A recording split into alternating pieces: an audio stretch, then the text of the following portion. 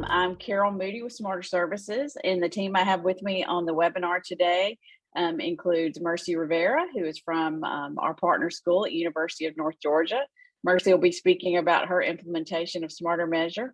I've got Tara McLaughlin, who is our customer success manager, who has worked with SmarterMeasure pretty much since its inception. And then I have Claire Skiva, who is also our SmarterMeasure customer success manager, and can help clients really glean the most from the assessment. And I'm Carol Moody. I am on the sales team here at SmarterServices. And we're going to focus today on SmarterMeasure and how you can really use SmarterMeasure to improve retention and success at your institution. And really, it's a great chance for us to visit about SmarterMeasure, since over the last couple of years, so many areas of our lives have changed.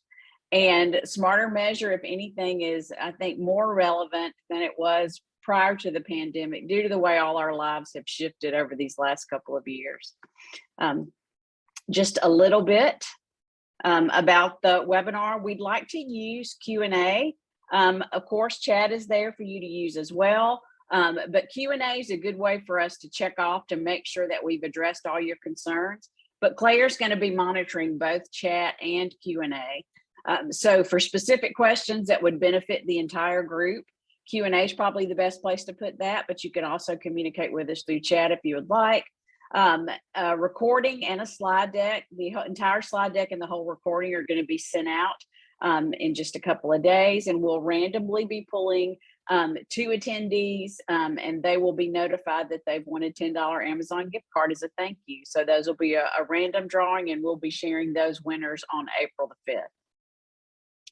So today what we're going to talk about is, again, how the pandemic has affected learner readiness and higher ed over these last couple of years. Some institutions are staying stable with enrollment, some are seeing slight increases, but we've seen more institutions probably that are seeing a slight decline in enrollment. So when enrollments are down, retention becomes that much more important. University of North Georgia is going to talk about their plan for implementing SmarterMeasure and to make sure that they're getting maximum benefits through the assessment. By the way, they're going to make it available, the scores available to the team that supports students at UNG. We're going to talk about some resources we have to advise and support students with SmarterMeasure, online learners, hybrid learners. I was talking to an institution yesterday that had 5 different course types. So we've got lots more creative delivery methods, and we've got ways for SmarterMeasure to help you reach those types of learners. And then we have great success when we're embedded in courses. So we're going to talk specifically about FYE and orientation and how SmarterMeasure can be a great course assignment there. SmarterMeasure and Smarter Proctoring are the 2 tools from SmarterServices, our company. We'll talk about SmarterMeasure first, but at the end, I'm also going to talk about Smarter Proctoring and how we feel like our student first approach that we have in assessment with SmarterMeasure, that we can really help you keep students at the forefront or give students options in proctoring. So we'll talk just a tiny bit about proctoring at the end of the session. We are celebrating our 20th anniversary. Working with higher ed clients. We've been around since 2002. We've served over 1,000 client institutions, as you can see here. Our proctoring numbers increased pretty dramatically during the pandemic and continue to increase because we've got some flexible and some new solutions that we've added. But we're probably proudest of the 6 million plus students that have been serviced through SmarterMeasure and assessed for their learning readiness. So when we talk about learning readiness and the impact of COVID, we have an interesting vantage point because we can compare the scores of students on our SmarterMeasure readiness assessment and what happened before and after COVID. Before we get into that specifically, Hanover Research has some data here that you can see. When you ask students about did COVID impact their success, students say yes by a large margin, and also the educators that work with these students really noticed a difference during student academic progress during the emergency remote instruction that happened during the pandemic, and also the stressors that students faced at their home life during the pandemic. And also too, barriers were presented to retain students because students had those additional pressures of finances, of possible health concerns, of managing their health and their family members' health, Having access. If a student wasn't prepared to be a remote student, did they have access to access their coursework? I know many institutions were allowing students to do coursework from the parking lot using Wi-Fi on campus.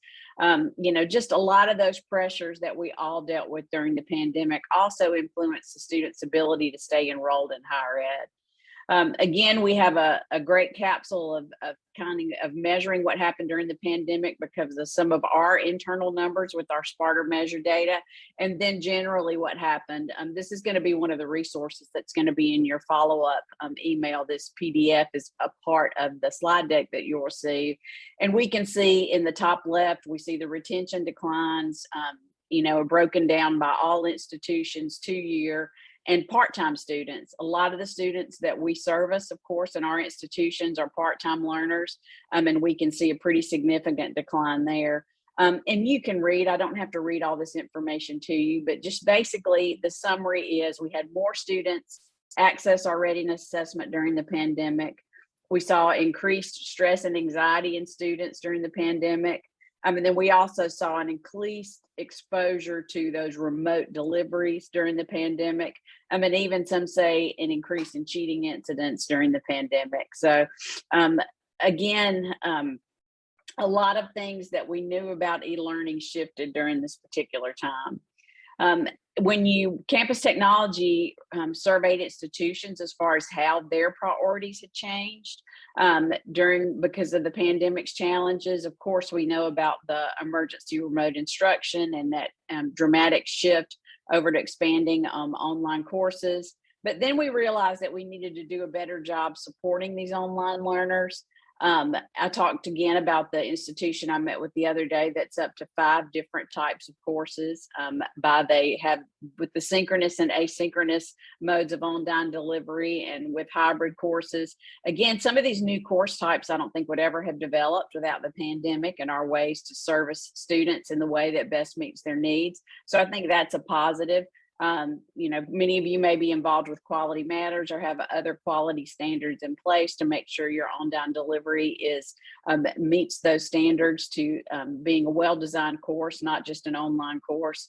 We had to make investments in infrastructure and student services, such as counseling. We did a webinar with some of the leading programs that had, one of the resources from the call will be previous recordings of webinars that we've done. We did a webinar with 5 institutions that were recognized for their online student services during the pandemic. And that's one of the resources that you'll have available after the call. But really, these initiatives appear to augur, and that was a word that we had to Google. That was a new word for us, but it really means these initiatives predict a shift in institutional priorities. And we know that this influx of online learning is something will continue past the pandemic due to the benefits it offers students. Again, we've got that capsule into what happened during the pandemic due because of our own national means report. SmarterMeasure has 7 standard sections that measure readiness, and we keep track of these national means. And we were really surprised with some of the changes in the means over these last few years related to the pandemic. These are the trends that we saw. We saw a reduction in learner-led, pretty significant reduction in readiness because the lowest mean on half of the scales measured came during the height of the pandemic in 19 and 20.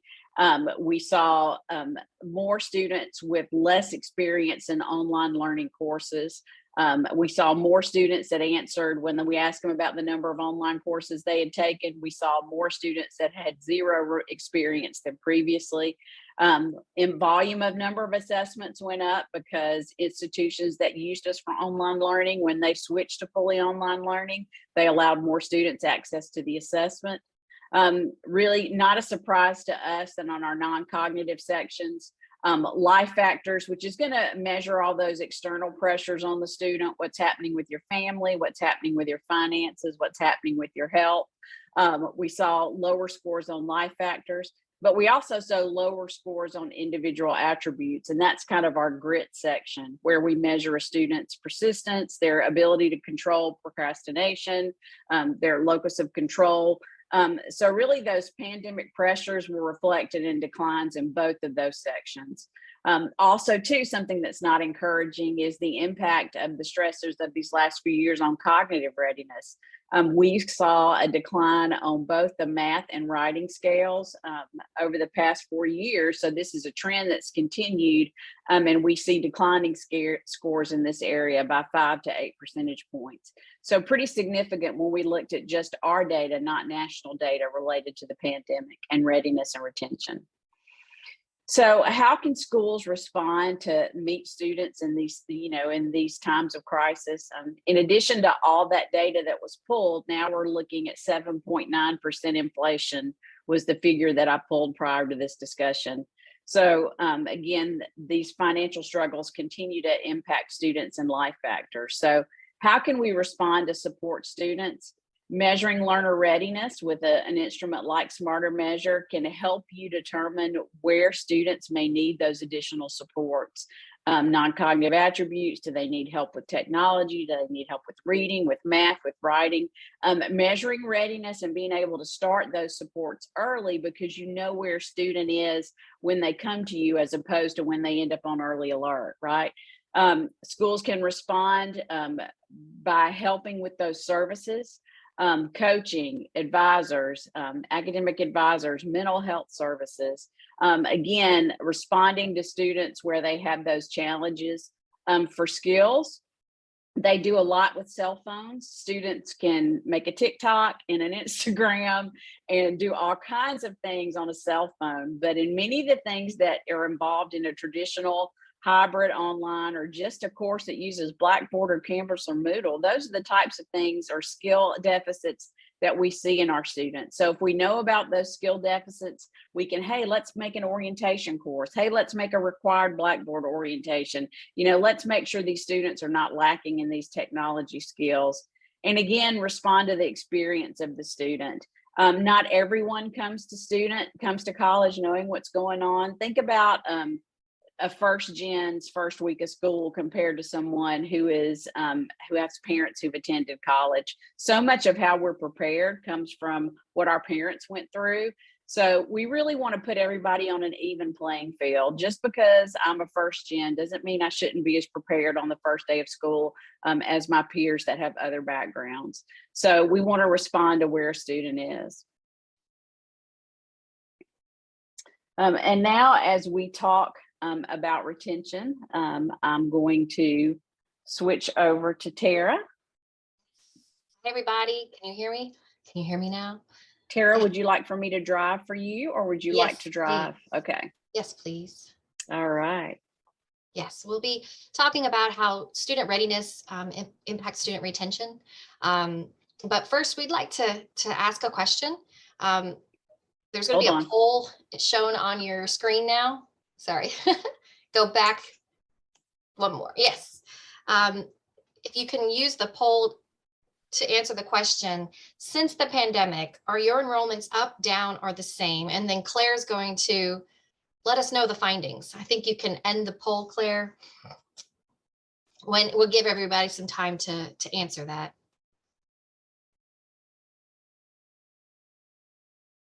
But just curious, and most of the conversations I have with schools, enrollments are down, but some, maybe it's level, some they were down, but they're going back up.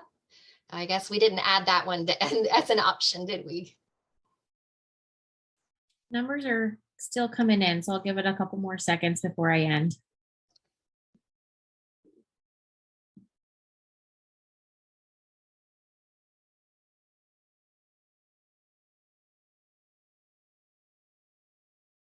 All right.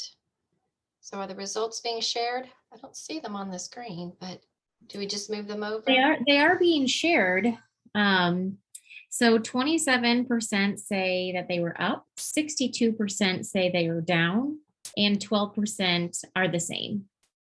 All right, 62% of you are having a downward slope of your enrollment, and I hope for them to go back up, but I do know that, other schools feel your pain, and that's what we're here to help you with.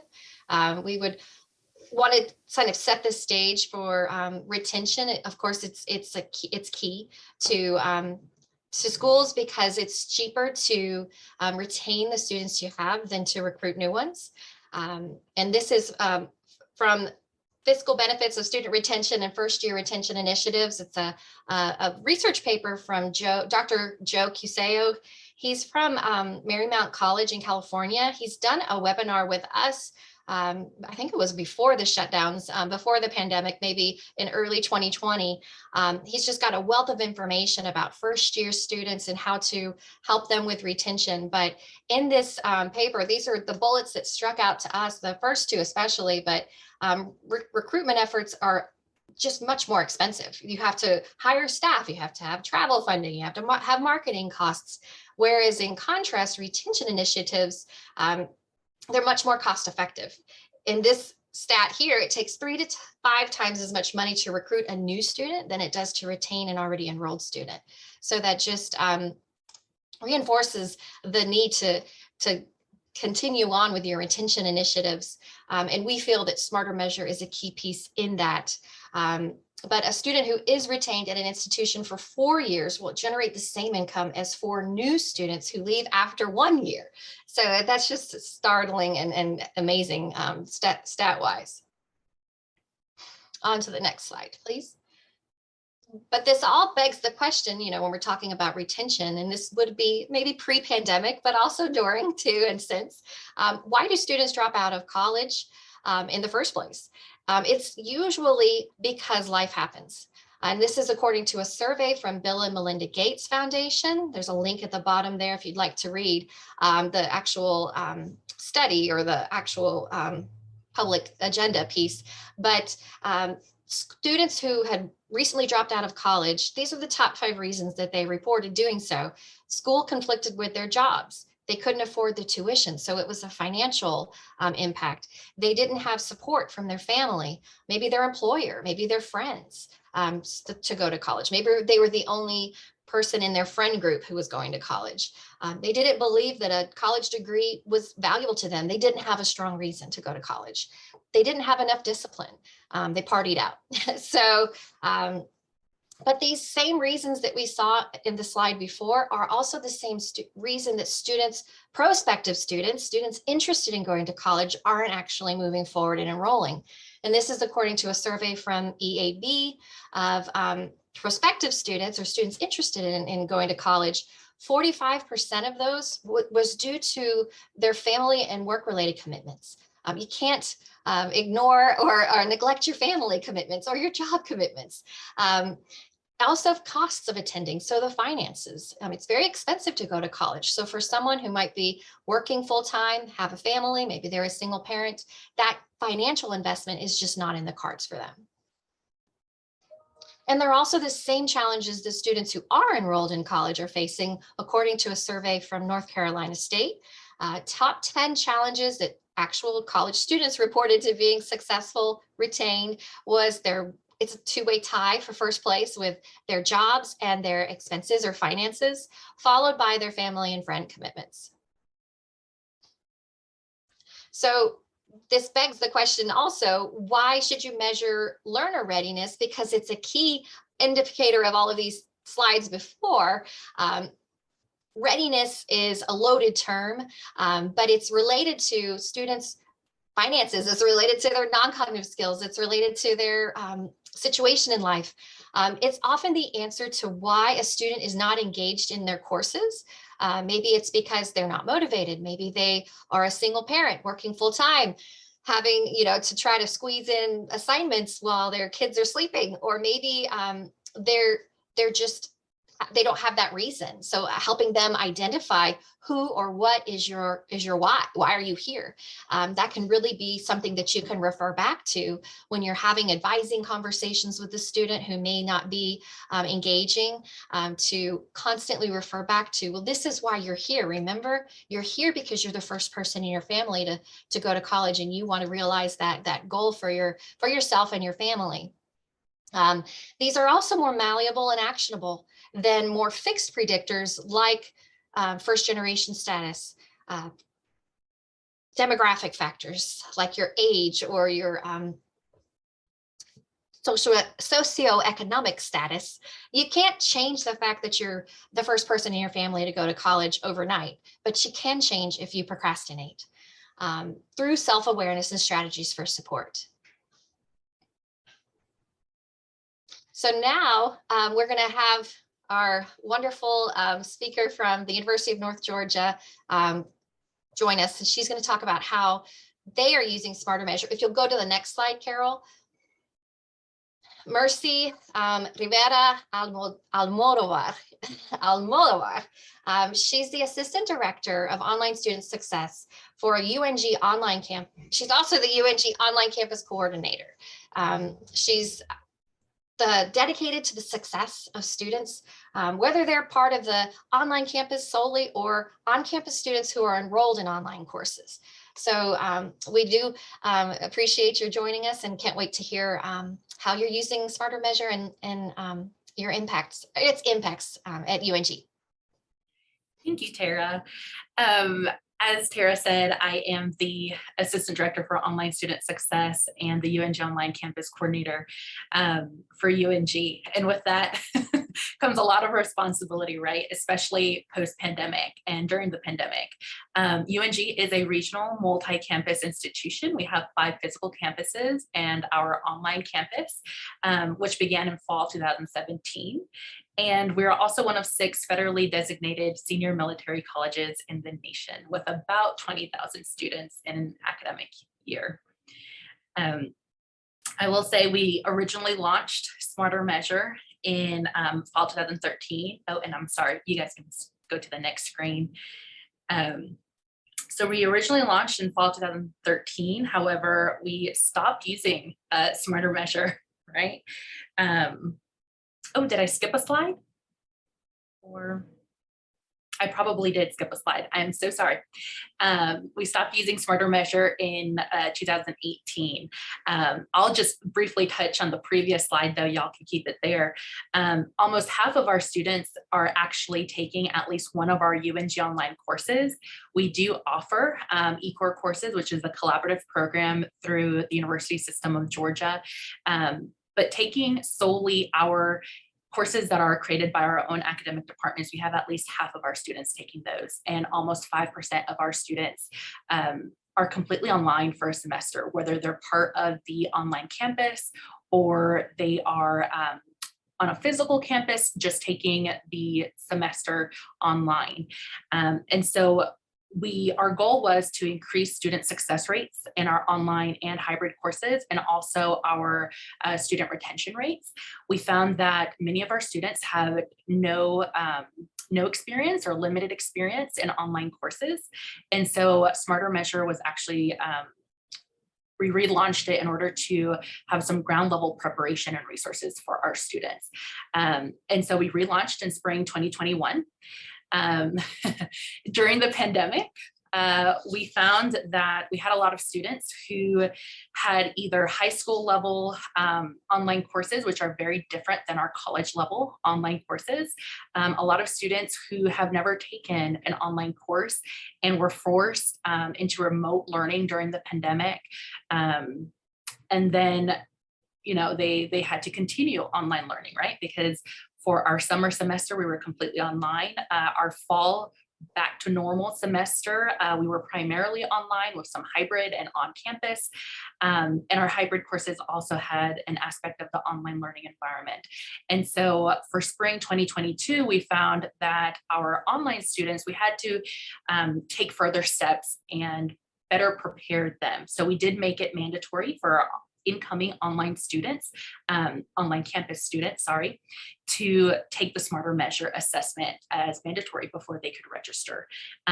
It continued to be voluntary completion for our on-campus students.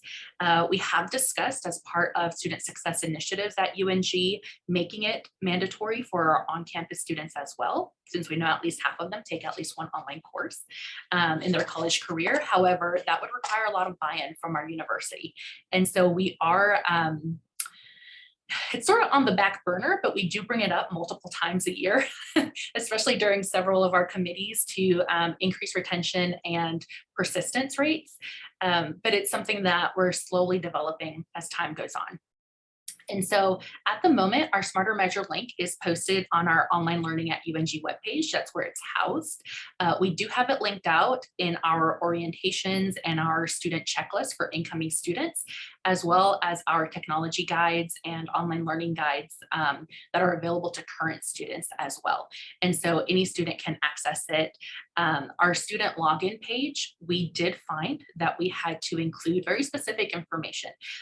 We had a lot of concerns from our students regarding whether it was a graded assessment, whether right or wrong answers, if it would impact their financial aid or course registration or admissions process. And so we found that we had to include that in there.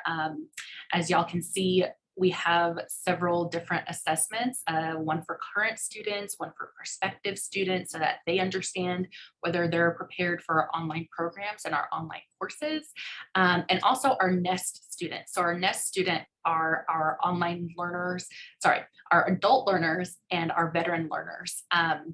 And we found that our adult learners would benefit from this assessment as well, not just because they're taking online courses, but we found that a lot of them do not have the technical and basic computer skills necessary for hybrid or online courses. And especially now with the pandemic, we have been pushing and just created a policy that would require our on-campus courses to utilize our learning management system, which we use D2L at UNG, in order to put grades, have at least one assignment, put their syllabus on there. So trying to prepare our students, even our on-campus students, we found that this was a very useful assessment for them as well. We also provide an LTI integration in D2L. This one is specific to one course, which is actually a hybrid course, a hybrid geology course of all. And so this instructor required this the assessment as part of their mandatory attendance requirements, which is pretty unusual, in fact, to see that from a hybrid course. However, we have several online instructors who've also utilized an LTI as part of a discussion, a quiz, an assignment, and have done extra assignments as part of their assessment, not simply requiring students to take it and then just submitting it. So we will have our follow-up plans. As I said before, we are requiring it of all of our incoming online students. Results are discussed during their advising appointments before they can be scheduled for courses. Our goal is to be able to bring in other academic advisors. We are a team of 4.5 advising online students. Or any student that is wanting to do online, right? And so we are planning on sharing these results. Students are always free to meet with us and meet with their advisors concerning their results, but we are hoping to open up our assessments a little bit more so that our advisors can find student results on their own and incorporate it as part of student success plans. And then also making sure that we bring in more hybrid courses and utilize it more as LTIs in those courses as well. We do have a SmarterMeasure integration in Banner. This is SoHold specifically. This is a screen in Banner that allows us to put a hold on students. And so this is, at the moment, we're automatically placing it on our online students who have not yet completed SmarterMeasure. We have a lot of readmit students. And so that's what it looks like. And then once they take the assessment, there is a different integration that places a test code into their account. And so this allows us to see who's actually completed it. Our goal with this is once they complete it and they get this little code placed into their Banner account, then that hold that they have placed will automatically be removed. At the moment, it's a manual process. But hopefully once our IT team has completed some of their bigger projects, they can come back to this. But this allows us to, in the future, be able to do some more research and data, compare our online students who began here at UNG on the online campus and see how their success rates are going compared to the students who were required to do this before they were even registered for their courses, and see if this preparation actually resulted in increased student success rates and retention. And so our benefits that we've seen is students are being better prepared. Even our on-campus students, just from what they've told us, they are very happy to have this assessment. A lot of them, as I said, their high school courses were very different than their college online courses. And so having this for them, even if we are a little bit more reactive with the results than proactive at the moment, gives them a chance to better prepare, and also puts the responsibility back on the student before college or even before they're doing an online course to look at the resources, prepare themselves, better learn what their strengths and areas of improvement are, and then follow up with their advisors. And so we are also trying to take a more proactive approach, right? Because we found that sometimes students need a little bit of a nudge, right? And so we are planning targeted workshops for our students. We are working with our learning support instructors who are online in integrating this in their courses. We've worked with adult learners, and we're trying to expand into some more of their courses and their programs, seeing how we can better utilize SmarterMeasure for them and our dual enrollment students, especially since we do have a population that's completely online as well, and increasing our LTI usage in our online and hybrid courses. Wonderful. Thank you so much, Marcy. And as your CSM, if you have any needs for trainings or anything, that's what I'm here for. So if we need to encourage faculty with LTI, just to educate them or inform them about it, or any other ways that I can leverage working SmarterMeasure better within UNG, that's what I'm here for, and any of our other schools that I work with too. So thank you so much. It's interesting and great to hear how UNG uses SmarterMeasure. We'll also now talk about a few of the other topics on the agenda. How do you effectively advise and support new students? With SmarterMeasure. This is the leading student readiness assessment based on those non-cognitive attributes that are so tied to retention, as we saw in the slides earlier. It's about very validated assessment, is grounded in research. It's highly configurable. You don't have to use all of the sections if you don't choose to.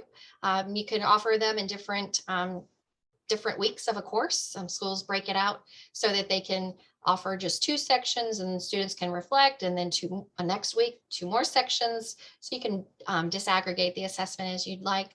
It integrates seamlessly through the LTI. Marcy showed a slide within D2L, but regardless of your LMS, you can integrate SmarterMeasure in your course shells. It also integrates in your third-party software after the students have completed SmarterMeasure, which is the second half of what Mercy showed within Banner. But you may use PeopleSoft, you may use a CRM, Salesforce. You want to send the data into your CRM, or you want to send the data elsewhere. So we do integrate through webhooks, free APIs. If that's something that you're interested in, speak to your CSM, myself or Claire, and we'll be happy to help you with a plan for that. We work with schools all across the globe, but we're very proud of that. We have a presence in the United States, Canada, South Africa, and Australia. Of course, since most schools use it for onboarding new students, I would imagine we even have students taking SmarterMeasure within other schools. Just maybe they're in the military and they're stationed remotely. So we didn't account for that. Those are just clients. So with schools located in those places. But we work with all the different types of colleges and K-12. So nonprofits, for-profits, community colleges, technical colleges, universities, grad schools, med schools. We work with all of these schools recognize the need for measuring their students' readiness. Our assessment is 20 years old. That's crazy to think. I've been here almost 15 of those 20 years, and it's grown. We've had over 6 million students take it and counting. I always want to emphasize what it is not. It is not considered a gatekeeper or a barrier to enrollment. As Mercy was saying, some students might think, oh, is this counting on my permanent record? Is this going to tie into my financial aid? No, it's student service. It's a way to help the schools get to know their students and where do they need assistance so they can match those students to resources. It's a way for the student to get to know themselves. You can use SmarterMeasure anywhere in the life cycle of the student, but really it's for your new students. So when they're coming in, it's an onboarding assessment essentially. But some schools do use SmarterMeasure before the student's even been admitted. Some schools use it after the student has been admitted, like Mercy in that registration process before if they're an online student, before they register, they can place a hold in their account, not contingent on what their scores are, but just contingent that they take it. And that's a good approach, because if you only offer it as an option, you might find that the students who would benefit the most from that information and you being able to serve them with that information, they won't have taken that, so you don't have that data. But the sooner the better, so that you can wrap your arms around those students and give them that support. It's inclusive of all students. And a more recent, I wouldn't say trend that I've seen, are schools offering SmarterMeasure to their athletes, their student athletes, because that is a group of students who they're already busy, and helping them with managing the time that they have and having these conversations with, staying balanced with all that's going on. That's a new audience that I've seen. Also students who are on some form of academic recovery, but you could use it for any type of new student. And the sweet spot is 3 and 4, we think, FYE courses, orientation, or and also the advising. It's such a great way to start a conversation with your students individually. The way SmarterMeasure is divided up is in sections or scales, and then rolled into each scale are subscales. So when you look at the student holistically, which is what this assessment does, the internal to the student are 2 scales: individual attributes, learning styles or preferences. As you see, the subscales are listed there. We also do an environmental scan, what's happening outside the learner's life. That's life factors. Those are our key, I think, life factors, individual attributes. Starting there is just critical for onboarding your new students. And it really does play a role in retention, because if your students don't have time to study because of their situation in life, you know, we talked about maybe they're a single parent, maybe they're working full time, maybe they're also involved in a lot of community service and volunteer work. They don't have a lot of time. They're busy. Maybe they don't have support from their employer to go to school because they'll leave. So helping the student decide, well, this is important to me and I want a better job. That's just life factors, 2 of the subscales within that one. We also look at specific scales: reading, technical competency, technical knowledge. We have a new section on LMS experience. Have they ever participated in a discussion board? Basically, have they ever used an LMS, or do they have extensive knowledge? You have tutorials from your LMS, and you can feed the students who have very minimal experience with an LMS. You might not have to spend as much time with those tutorials with students who do. So again, this is personalizing the support to the students who need it most.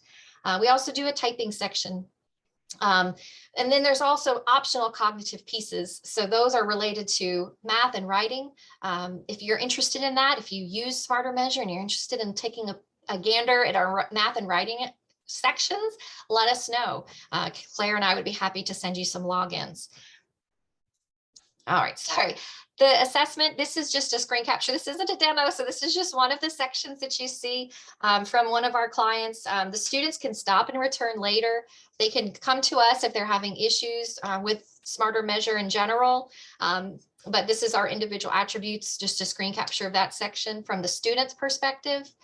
Then when they're finished, they see a report. This highlights their strengths, their immediate wins that you can capitalize on and use that to build confidence in the learner. And then we also, in red, will put their opportunities for improvement. So there's also a green and a yellow category. The whole intent behind the report is to encourage the student, or hopefully compel the student with maybe required activities for reflection, to spend time in their results and really engage in them. At the very bottom of each section are resources for support. So you can cater these if you have your own resources around life factors or technology or typing. You can swap out the resources that we link to as well. Measuring the non-cognitive, the readiness skills or indicators is important, but more important is taking action based on the scores. So how do you know who's who? We have an admin side, so you can log in and peek in. If you don't have that banner integration, if you don't have that SIS integration, we have a back end where you can go in and view your student scores. If you're a faculty member, you can also see this in the LMS for your students as well. But this is the same view. It's called the at a glance view for you to see the list of students' names, and then you see the date that they started it. And if they had a blue score, that's a high score.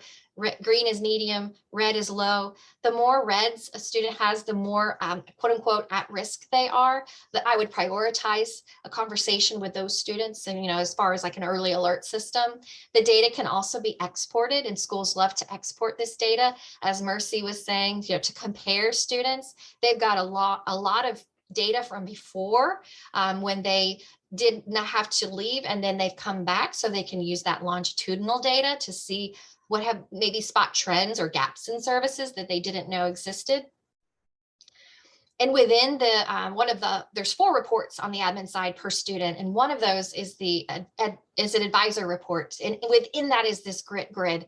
So instead of seeing like the student sees, where you click and see life factors and individual attributes and click and scroll through to see the scores, this just breaks it all down for you. So this is just like a one-stop shop. If I'm planning my advising appointment with Jane, I'm going to talk about I'm going to talk about technical knowledge, productivity software, 90%, start with the positives. And then I'm going to work in 1 or 2 areas that they might need to set a few goals in. It's simple as that, but don't just stop there. If you're an advisor, use this advising script to create a conversation, a dialogue. These are open-ended questions. So based on that grid, I think it was place and reason. So I would pick place. Here's a definition for my sake if I needed. Some of them are intuitive, some of them are a little ambiguous, but this will give you what the definition is, and then what to say to a student who has a low score or an opportunity for improvement versus a strength. You do not have to hit every single one. It's just pick 1 or 2 highs, 1 or 2 lows, because we know, as Mercy said, there's 4.5 advisors, and I'm sure I don't know the ratio, but it's hundreds to 1 usually. So you can't spend an hour on every student as much as you wish you could. We also have a review form that you can use to track that. Schools use this in a variety of ways. You can make your own from this, or you could maybe put a notes section in Banner perhaps to track this student committed to spending X number of hours on their studies every week. And then when you follow up with them, have you been doing that? No, I have not.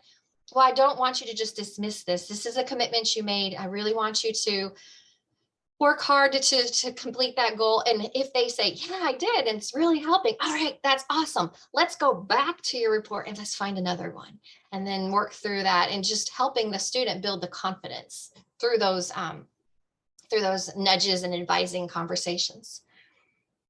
Using SmarterMeasure in FYE programs or orientations, we have a download this PDF for good practices that you see over here.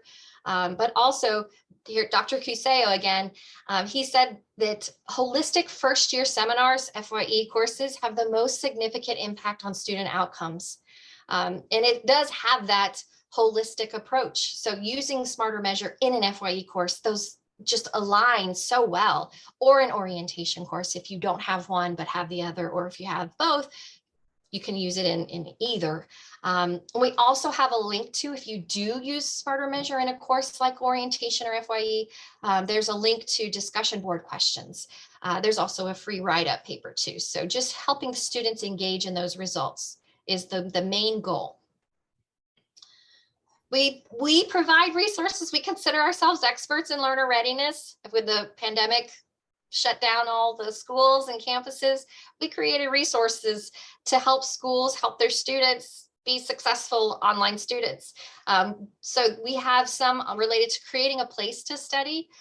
staying focused and studying effectively, how to be a successful online learner. And this brand new one is in the upper right corner, being tips for successful time management. They're practical. So you could even just show that to the student or send that to the student and encourage them to incorporate one a week, one of those tips.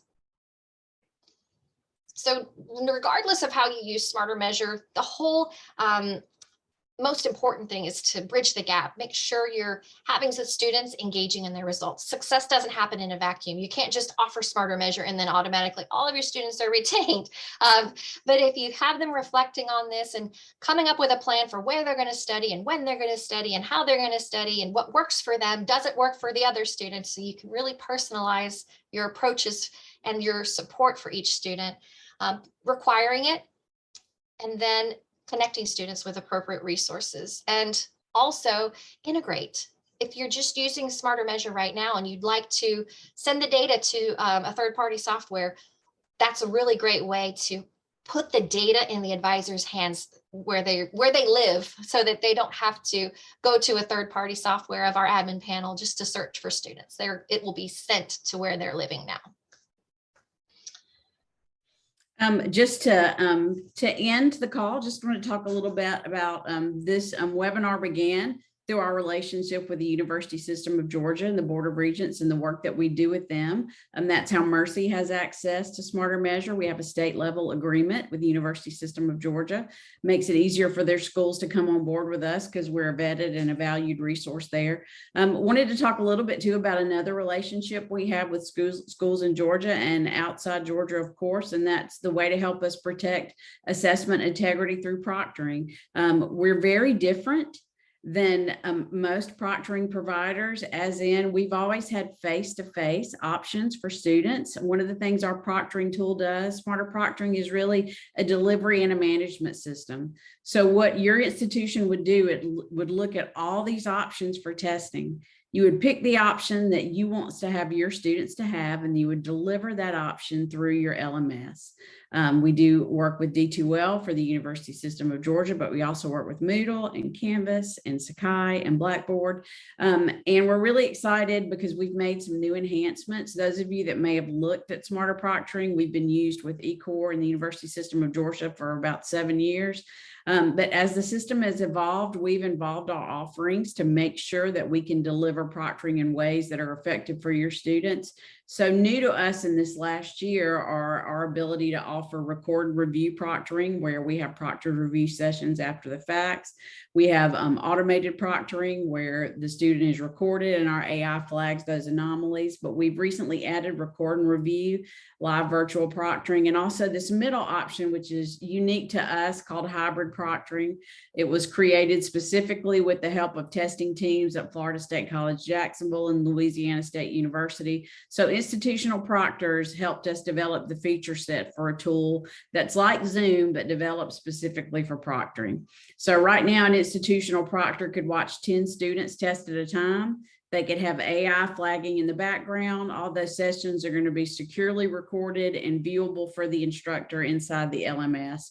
So it's a really slick tool. It's very innovative, and it also allows us to deliver face-to-face type proctoring, where you have someone from your institution watching the student, very similar to a test center model, but it's remote, because we know when someone from your institution is involved in that session, you're going to have increased accountability for the student because the proctor is from the institution. And also it's a very supportive environment because the institutional proctor is in the session for help. And also our support team can be reached for help as well. And then we've always had face-to-face scheduling options in our system and access to a couple of nationwide networks for proctors that can help a student connect to a proctor if they want to go face-to-face. Smarter Proctoring for Instructors is a workflow tool. Exam details only go in one time, and we push all those exam details out to different types of proctors. And we have lots of options where you can get a live person to watch a student, either through hybrid, through our testing networks, or through one of our live proctors. And we know with live proctoring, there comes a higher degree of accountability.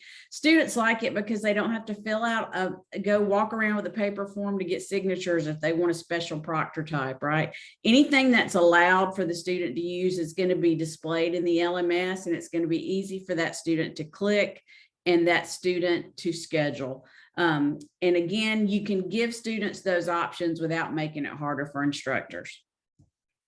What we'd like to do is, boy, our blog is full of great content. Many of the resources that we've talked about today that we've pulled in have come from our blog, and it's just blog.smarterservices.com. I really don't think you'll regret a subscription. Our Chief Academic Officer, Dr. Adkins, is also the creator of our assessment SmarterMeasure, and he always has relevant content about student success and academic integrity in our blog. Also, you can find archived webinars on our YouTube channel, and lots of recordings that Dr. Atkins make to supplement the blog content are also on our YouTube channel, and both those links will be here. And then we'll stop now and take the Q&A questions, but I will say before we do Q&A, I'm the member of the sales team. We also have Julie Myers and Michael Blogna, who are both Michael does the Midwest and Julie does the West Coast and part of the Southeast. But just let me know if you're interested, and if I'm not your person, I do the East Coast and I do Georgia. If I'm not your person, I will get you to Michael and Julie. So you can email me directly or put a note in chat that you want someone to talk with you. And then Tara and Claire, for our existing clients who are joining us today, we are so happy to have you here. And you are so lucky to work with these two ladies because they're so knowledgeable about SmarterMeasure. And if you saw something that Mercy's doing that you would like to do, again, Claire and Tara can help you think of new places to put the assessment, new ways to implement, or maybe just give you access to some of these turnkey tools that we've shown in the demo. All the recording and the slides are going to be sent in that follow-up email, and we'll announce those winners for you guys on April 5th. So what questions do we have, Claire, that we can address for the group? Thank you, Carol. We had some questions about wanting to know about more like customizing it and their budget and all of that. So we will be following up. Another question to make sure that we will be sending the recording in the slide deck. Gotcha. I see a message in from Kara. And Kara, we will definitely, with you guys at Mount St. Mary's, I will send that information to Julie, and we'll make sure that Julie gets, I'll make sure I save the chat so that Julie can reach out. Thank you. Thank you. Any other specific questions? I will tell you how it's priced is a number of assessments that you would use in a year. And the services that we've mentioned, the LTI integration, branding it for your school, 24/7 student support, all that is part of our bundle of services. If anyone from University System of Georgia needs a quote, we can get you in touch with Tara Garland from USG. For Georgia Virtual Technical Colleges, I can prepare that information. And then anybody else that needs information about quotes, we'll be happy to connect you with a sales team member. But really, we base our quotes around a package of assessments that you would use in a year, if that helps. Anything else specifically in Q&A? Let me take a look. Okay, looks like we have answered. Oh, thank you, Claire. You've done a great job of taking care of those questions. So thank you, guys. I know we went probably a little bit over. Let us know if there's any way we can help. Tara, Claire, Mercy, thank you so much. We hope everybody enjoyed being with us.